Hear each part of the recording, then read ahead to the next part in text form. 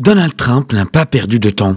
Au lendemain de la mort de Ruth Bader Ginsburg, le président américain s'est dit être dans l'obligation de nommer un nouveau juge à la Cour suprême.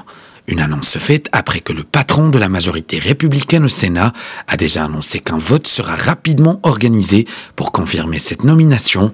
Jouant le tout pour le tout, le président et ses alliés se préparent à installer une majorité conservatrice au sein de la plus haute autorité judiciaire du pays. L'article 2 de notre Constitution prévoit que le président des États-Unis nomme les juges de la Cour suprême. Est-ce qu'il y a quelque chose de plus clair? N'est-ce pas? Que nos détracteurs disent ce qu'ils veulent dans la presse, mais nous, on leur répondra en faisant occuper ce siège dans les plus brefs délais.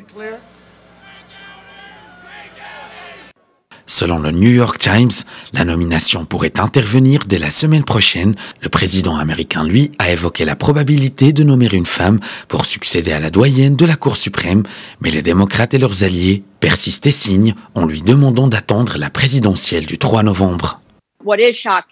Ce qui est choquant, c'est l'hypocrisie des républicains, dirigés par le sénateur McConnell, d'aller directement à l'opposé de leur position lorsque le juge Scalia est mort et que Barack Obama était en fonction à l'approche d'une élection dans laquelle il ne pouvait pas se présenter à cause de la limite de 2 mandats. À l'époque, ils avaient gardé le siège ouvert pendant plus de 400 jours et maintenant, ils veulent forcer les choses.